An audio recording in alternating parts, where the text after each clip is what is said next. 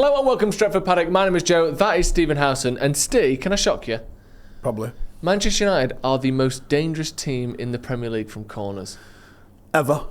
This season? No. Correct. That is a fact. No. Why not? No. It's true. Mate, we haven't scored from a corner since the 26th of May 1999. I know that's how it feels, but this video we're going to be looking at why that isn't true and why actually the data proves, attacking-wise, Manchester United are more dangerous than anybody from corners. So The Athletic have done a really good article. We'll put the link in the description, looking at a lot of numbers. And the sort of the brass tacks of it all is, per 100 corners, Manchester United score more than anyone else so far this season. That's just the numbers. Wait. Yeah.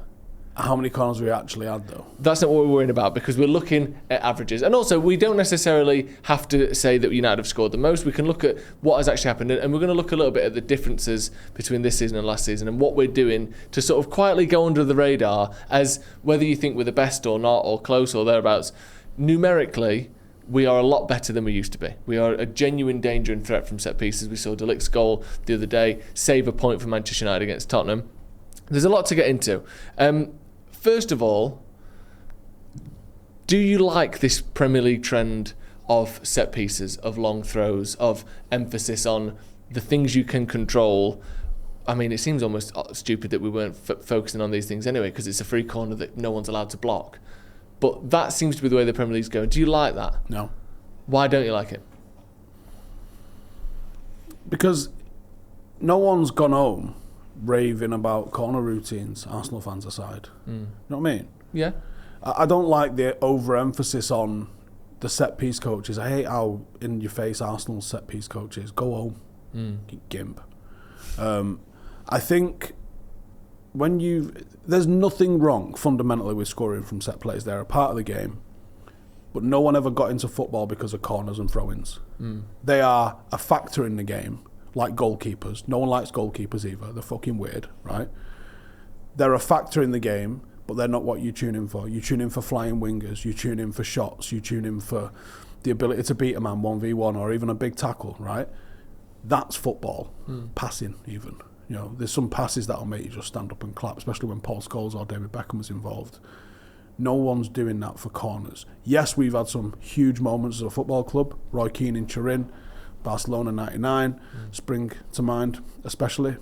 Scholes' against Villa 2006. Yeah. You know, there's been some great corners down the line, but they're outlying moments in games. No one's ever really buzzed off a corner, have they?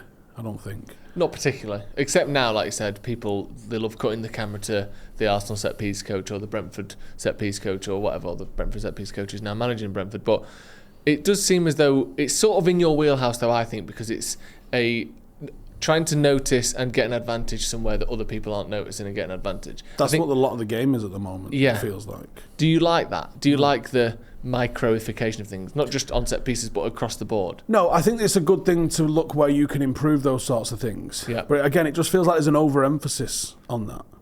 Do you know what I mean? Yeah. Being good at set plays is a positive at both ends. Like if you're really organised at set plays, great. And if you're dangerous at set plays, great. That's a good thing. But it shouldn't usurp the football side of things, really. And Joe, if United won a league and we 1-0'd everyone with a corner all year, I'd love it. That is literally what Arsenal are trying to do. To be fair. It does feel like that. Yeah. That's exactly their model at the moment. Yeah. And there's no asterisks on it. No. You win the league, well done. But no one's ever going to be reminiscing in 25 years about that time, unless it's just a purely remember when we won the league by just cornering it. No one's going to fall in love with that. No one's going to be talking about that in years to come. It's a perfectly legitimate way of doing it. And one of my favourite books is Das Reboot. Yeah. Rafa Honigstein wrote about the German World Cup victory in 2014 in Brazil, and about how that team, one of the first teams that deployed 4 centre-halves across the back 4 to be effective in both boxes, knowing how tight World Cup games got, particularly in the quarter-final stages and beyond. And they had this confidence in each other that, I tell you what, if we if we can't score an open play goal, we'll just win on a standard, aka. To be fair, I mean, obviously, they're not the first team to do it, as you mentioned. But Man City and Arsenal would quite regularly have 4 centre-backs as their back four of the last few seasons. It would be, you'd have Ben White, then Saliba, Gabriel and Tomiyasu. I mean, even now, they've got Calafiori out there who's a centre-back. They've got Timber out there who's a centre-back. They're kind of hybrids, but that is pretty common now, especially, obviously. I did it last year.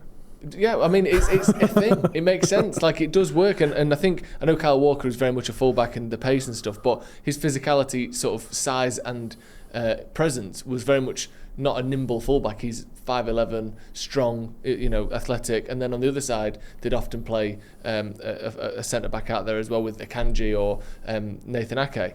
United 3 seasons ago, it took us 139 corners to score.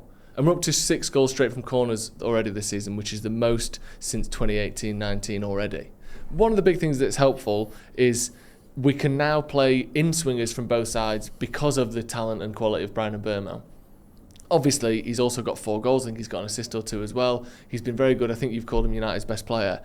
Is that just an extra thing to his game? Like, do you think him coming in and being able to put those balls in consistently occasionally will give United a little bonus in games, will win us a game that having left foot set piece takers is massive. Yeah. It's not something we've always had, really. I mean, Giggs notoriously never got one past the first man ever, I don't think. It felt like he didn't, at least anyway. He must have took 700 corners himself and probably got an assist on one of them, I bet.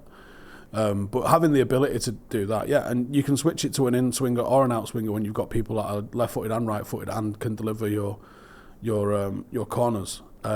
Depending on what you're trying to do. But I think it's a little bit, De Ligt obviously scored, so that's a factor, but you've got Maguire in there that... Maguire makes first contact so often at attacking corners. It's mental to me that he doesn't score more.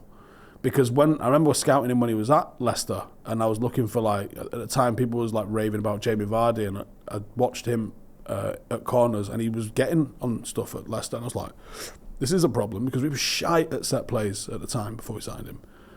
And for a while after we signed him. And I was like, he's pretty good. But also Casemiro's been playing regularly as well. So United have got quite a few threats in there. And this is before Sesko was able to hit the ground running and we get to see what he's truly about. But that's 4 bigger boys in there. Yeah. That when you look at what we had last season, fucking Højlund wouldn't have won if you give him a fucking step ladder and a bat. Yeah. Marcus Rashford's only started scoring headers since he went to Barcelona. And Garnacho's a waste of fucking time, full stop.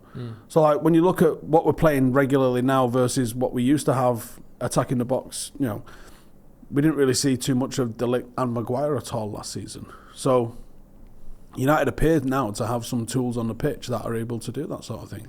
And we've also, the goals like the Liverpool game, the Maguire goal in that, I don't think that will have gone down as a corner, even though it sort of came back out, goes back in. I don't know if that is a corner, because does it matter how many touches posted? Yeah, how many touches, how many people left the box after the corner was taken. I don't know how they judge what a corner is, because technically that was our 6th goal from a corner this season.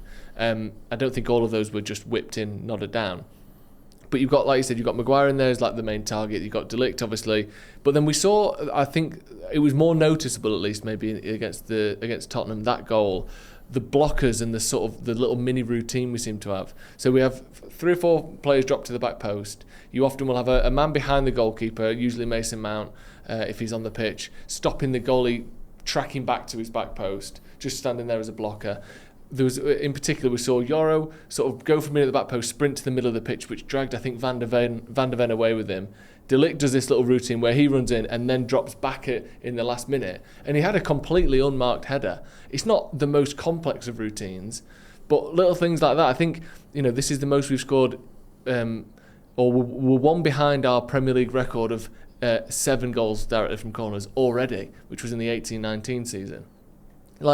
Do you think that it has to be this big complex thing, or do you think United have just come up with a pretty simple routine and it works? Or, I don't know, how much emphasis do you think there is on this behind the scenes?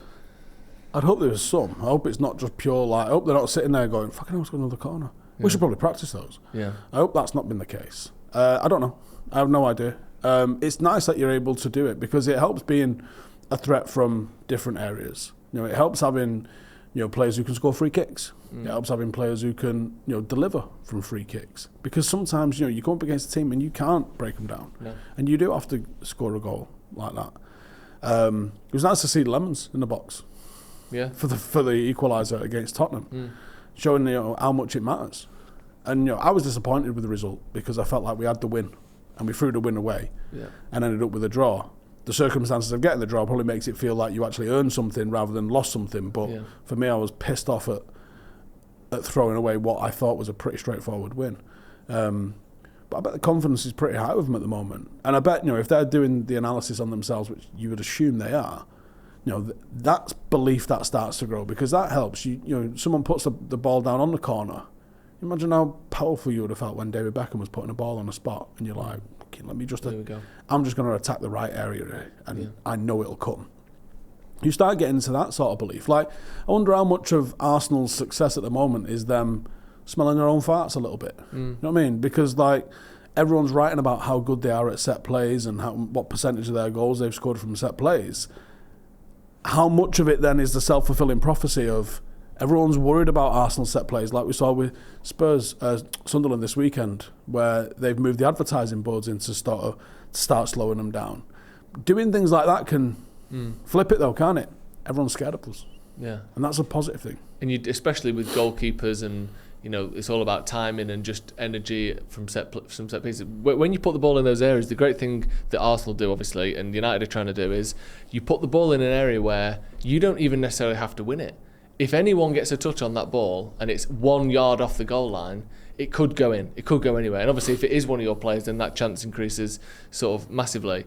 I know everyone's got so much emphasis on Amorim's flexibility in terms of his tactics and his formation and his style. Do you at least see with this, and it's clearly a new thing or an evolving thing, it's an improving thing, a thing with Amorim where you think, actually, not just is he flexible on his tactics a little bit, but he's learning what works in the Premier League and what doesn't. Does just the fact that they're emphasising this sort of thing give you some confidence for him and his sort of success in the Premier League? Maybe. I mean, I wasn't aware. I didn't know that we was actually pretty good. Yeah. At corners. It sneaks up on you, doesn't it? So maybe. And again, because of the constant negative narrative of United, that it's so rare that anything that United are doing good at. I mean, remember at the start of the season where you almost had to drag it out of people, like United was smashing it in terms of the chances created, and everyone just wanted to downplay it. Oh, it's not enough of a sample size, but whatever it was no one wanted to acknowledge that United actually, we were shit last year and we're good now. Can you not even just acknowledge that? No. So, yeah, I think it's a great thing that United are actually winning a metric that isn't, another bad record broken. I know. It's always since 1974, isn't it? That's always what it's been. And cheers, Dave. I've been getting your thoughts in the comments, because it is one of those where I was reading this article, I thought, this doesn't make any sense. I've not seen anyone talk about this. I think it's really good research, and just the fact that someone's looking at something that isn't just how shit are United, how good are Arsenal. I think that that's really good. And the in-swinger thing, I think it's 79% from both sides. That's clearly just what we do now. The old out-swinging, someone putting a power head on it, seems to have sort of faded by the wayside. But I think it's really good that United are trying to do new things, and the manager is looking at what works in the Premier League and bringing it to us. More, long may it continue. Thank you very much, Dee. Thank you very much for joining us at home as well. We'll see you in a bit.